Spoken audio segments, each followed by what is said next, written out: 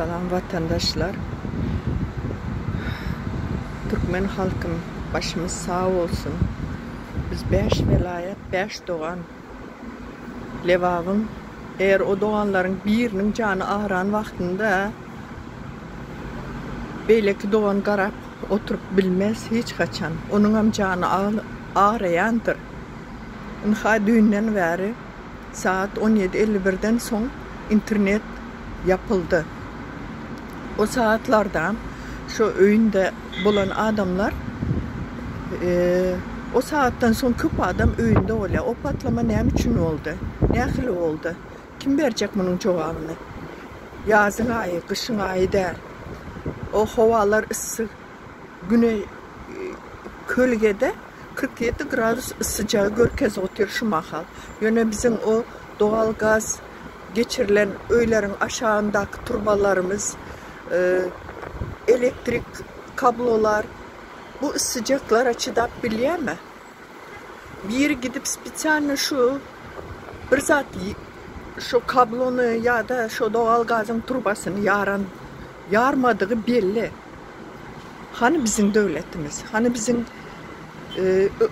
halkımızı fikir eden adamlar, bu halkımız hazır yine videoları gördük. Halklar her yerden böküşüyor. O yerde 38 öyle diye. Hudavisi neçe öyle bellisi yok. O prosto srednim aydılan zaten olma mümkün. Onların köpsem çağıdır.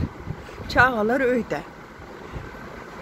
İnterneti ne için kapatıyorsunuz?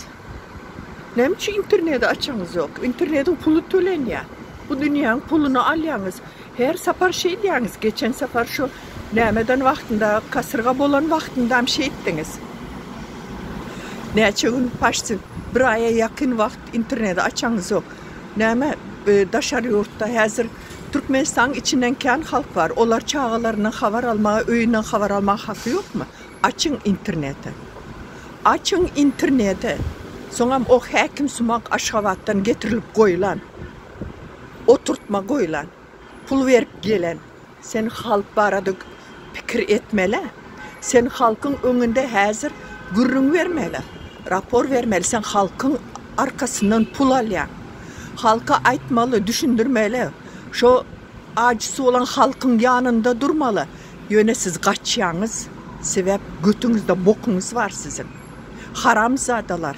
Sizin az vaktiniz kaldı. Yöne azıcık olsa da merhemete gelin. O kıynalan maşkalanın yanında durun. Onlar caysız kaldı, susuz kaldı, nansız kaldı. Kim onlara ağlan vaktinde bile ağlayacak.